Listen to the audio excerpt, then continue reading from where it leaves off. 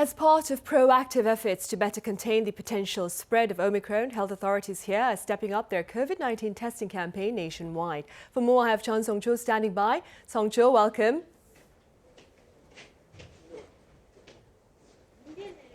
Song-cho, can you hear me? Sunny. Right. Song-cho, I see you are at a temporary screening center right now. Yes, good afternoon. That's right. So I'm standing right outside the public health center at Yangcheongu District, where there's a makeshift testing site, COVID-19 testing site is located.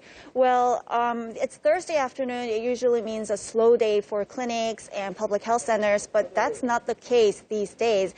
As you can see behind me, there are throngs of people behind me who turned up to get themselves tested even on a weekday. I mean, at an earlier point, there were as many as 200 to 300 people waiting in line. So it's apparent that people are on high alert over the country's virus situation these days because there is a growing threat of the new Omicron variant, and also we continue to see a big rise in the number of new daily cases these days. So we just learned that 7,102 more cases were added to the country's tally, and with 22 more people infected with Omicron. So higher demand for testing led to long wait times and lines at testing centers, prompting the health authorities to come up with various ways to speed up the process while ensuring the safety of everyone at the center.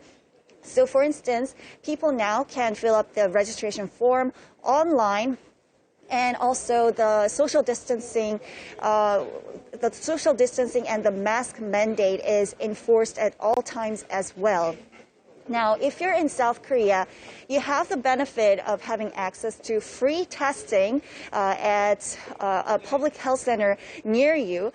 So I want to show you how you can look it up on the internet to find out which center is the nearest to you in your neighborhood. So first, obviously, you have to go on the official website of the Ministry of Health and Welfare, and that is mohw.go.kr.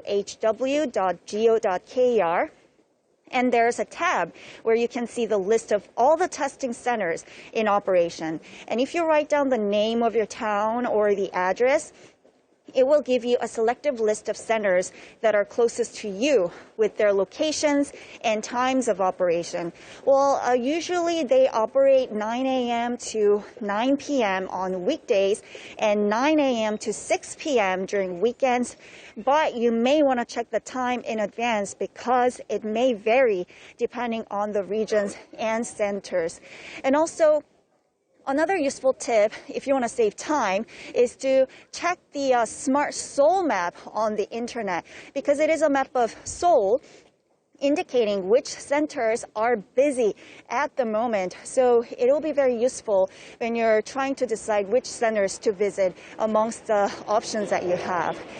Obviously, testing is the key to returning back to normal because it prevents you from developing severe symptoms if you have the virus, and also it prevents you from spreading the virus to other people. So even if you have no symptoms, but think or were told that you were in contact with a person with COVID-19, please get yourself tested right now, and let's help flatten the curve once again. This has been Chun Song-cho reporting live from Yangcheongu District, and back to Sunny in the studio.